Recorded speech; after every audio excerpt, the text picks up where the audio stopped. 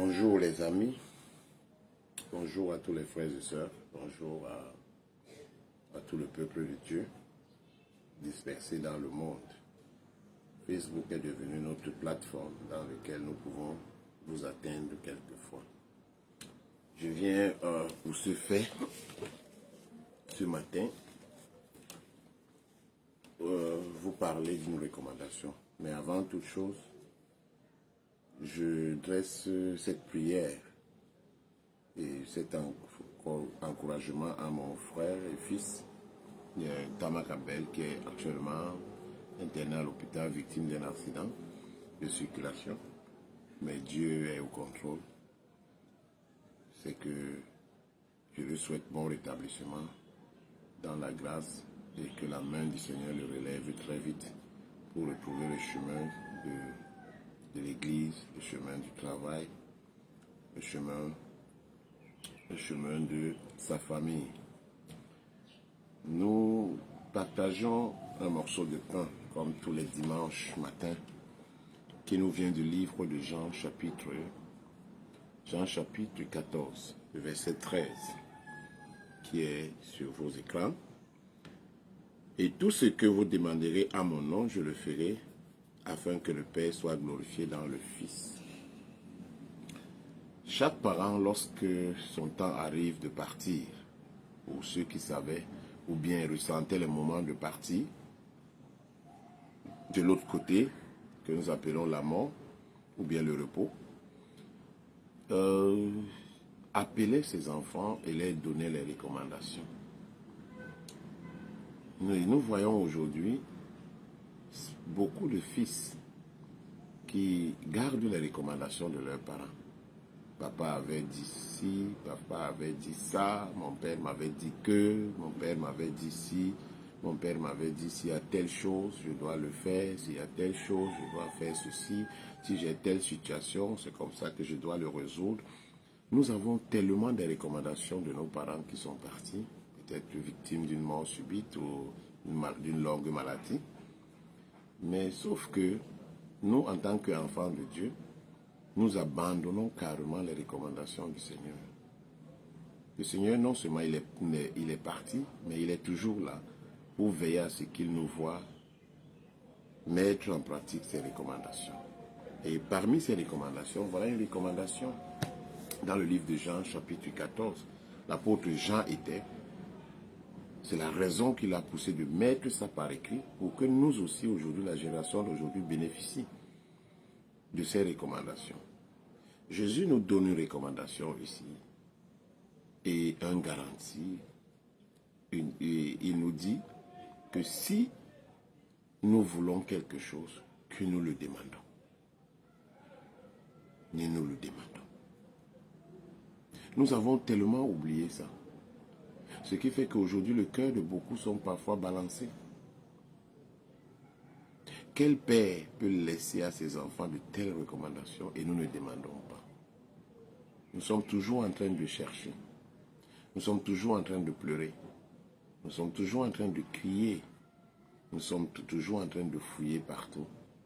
Alors que nous avons la recommandation de tourner vers Jésus et de lui demander. Je ne connais pas ton manquement. Je ne sais pas quelle est la situation que tu traverses. Mais est-ce que tu as vraiment demandé à Jésus? Avec un cœur sincère. Avec un esprit sincère. Parce que l'apôtre Jacques nous dit que parfois nous demandons, mais nous demandons mal, dans le but de satisfaire notre ego. Nous demandons mal dans le but de satisfaire notre convoitise. Ne demandons pas des choses à Jésus pour satisfaire la convoitise. Parce qu'il y a un terme qu'il dit ici que nous avons mal compris. Et que lorsque les gens viennent interpréter les Écritures, ils disent qu'il faut demander. Demander seulement. Demander. Mais quel est le but de ta demande? C'est la question que nous devons se poser. Que pourquoi demandons-nous à Jésus? Il dit, demandez afin que le Père soit glorifié. Nous demandons au Fils afin que Dieu soit glorifié dans notre demande. tu demandes à Dieu de t'aider pour la corruption ou pour le vol, est-ce qu'il va se glorifier dedans? Où est sa gloire dedans? La gloire de Dieu, c'est de nous voir dans le bonheur, de nous voir dans la justice, de nous voir dans la vérité. C'est là qu'il se glorifie. Parce qu'en nous voyant être dans la justice, il se glorifie. Donc nous devons demander les choses qui donnent gloire, honneur à Jésus. Nous savons honorer nos parents. Mon père ne mangeait pas ci, mon père ne disait pas ci, mon père n'aimait pas ça. On garde de telles choses, nous sommes prêts à les garder. Mais les recommandations qui nous ont été laissées et léguées ici, nous ne les gardons pas. Nous ne passons même pas le temps à fouiller dedans. Or, Dieu avait dit à un de ses prophètes, Moïse, que ce livre de la loi ne s'éloigne pas de toi. Ne t'en sépare pas. Ne va pas loin de ça, car c'est ici la richesse. C'est comme ce monsieur qui un jour, un riche homme, décida d'envoyer son fils à une école biblique. Alors le fils dit, mais papa, il y a quoi dans une école biblique? Il dit, mais j'ai essayé tout. Tu n'as pas réussi parce que tu te dis que tu es fils de riche. Mais papa, non, l'école biblique, est-ce que vraiment avec tout ce qu'il y a là-bas? Il dit, non, vas-y à l'école biblique. Tout ce que tu auras besoin, je vais te le donner. L'enfant ayant compris, sachant comment il détruit, gaspille les biens de son père, alors il est allé. Sauf que le jour où son père se séparait avec lui, il lui a laissé, la seule chose que son père lui a laissé, une Bible. Son père lui a dit, tous tes besoins sont dans ce livre que je te laisse. Que ce soit ton argent de beignet, que ce soit tes besoins sont ici, dans ce livre-ci. Il dit, mais qu'est-ce que tu me donnes comme ça? Comment tu me dis? Il dit, tous les jours de ta vie, fouille dans ce livre, tu verras, tu subviendras à tes besoins. Alors, l'enfant, étant en colère, jeta la Bible de l'autre côté. Tous les jours, pendant les 1 an, il passait son temps à appeler son père. Appeler son père. Mais papa, ça ne va pas ici. Son père lui dit, je t'avais déjà donné tes besoins. Mais non, papa, vraiment, j'ai des besoins ici, l'argent de beignet, j'en avais besoin, on mange mal. Son père lui dit, je t'avais donné un livre, la Bible. Fouille dedans et tu trouveras tout ton besoin. Alors, 1 an passa, à la fin de son étude biblique, dans l'école biblique, lors de la remise des diplômes. C'est comme ça son père est arrivé, très fâché contre son père, très courroucé. Et son père lui dit, pourquoi n'as-tu pas ouvert ce livre que je t'ai donné? Il y avait tous tes besoins dedans. Il dit, mais non, ce n'est pas ça qui devait suivre la vie. Son père lui dit, s'il te plaît, prends cette Bible et ouvre. Quand il détacha la Bible et ouvra, il trouva que dans chaque page de la Bible, son père avait infiltré un bien de 10 000. Ça veut dire que chaque jour, il avait 10 000. Vois combien de pages? La mienne ici, non. La mienne, non. Ma Bible, elle seule a plus de... Elle seule a 1252. Vous qui connaissez les mathématiques, multipliez 10 000 fois 1252 pages. cet enfant était riche. Mais il ne le savait pas parce qu'il a refusé de fouiller dans la parole de Dieu. Est-ce que tu ouvres chaque jour ta Bible? Est-ce que tu consultes les Écritures tous les matins? Parce qu'il y a une richesse dedans. Parfois, vous passez de très mauvaises journées, selon comme vous le dites. Parfois, vous êtes confronté à des situations. Parfois, vous êtes confronté à des grandes décisions.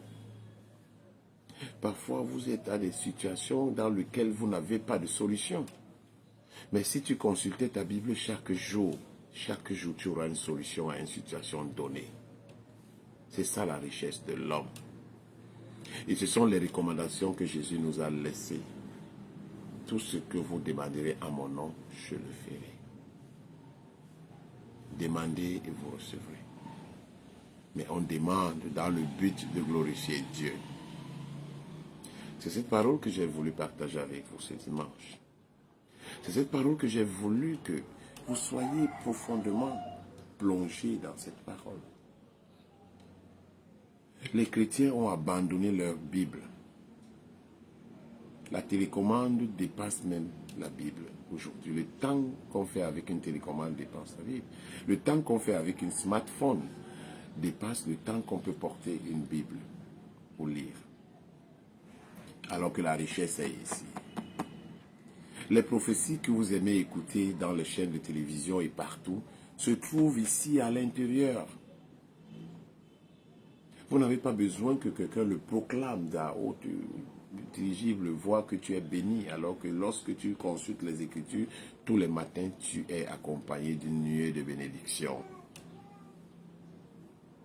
Tu n'as pas besoin que quelqu'un puisse te relater ce qui doit venir à l'avenir, parfois qui n'est pas fondé, qui est fausse.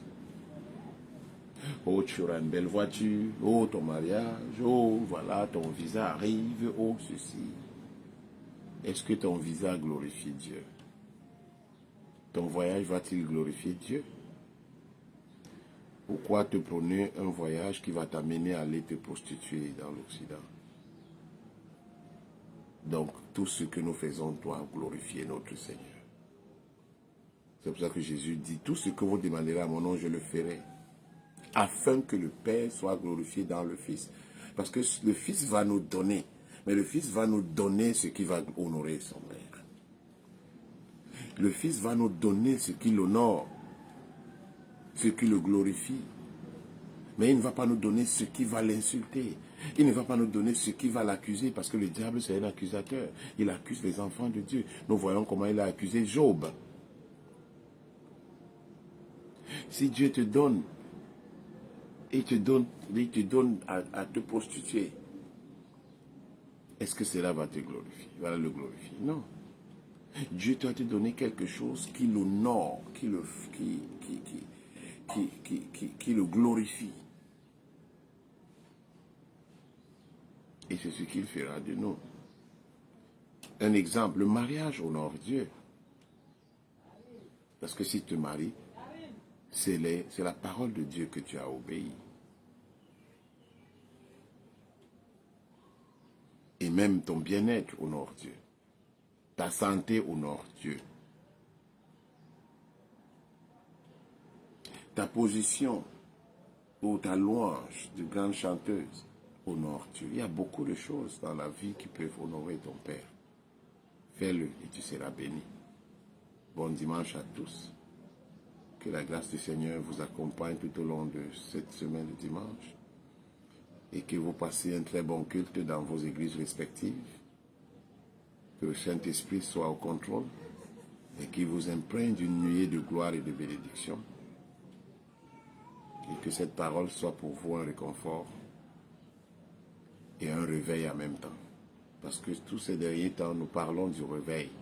Nous voulons réveiller l'Église. Nous voulons réveiller les enfants de Dieu.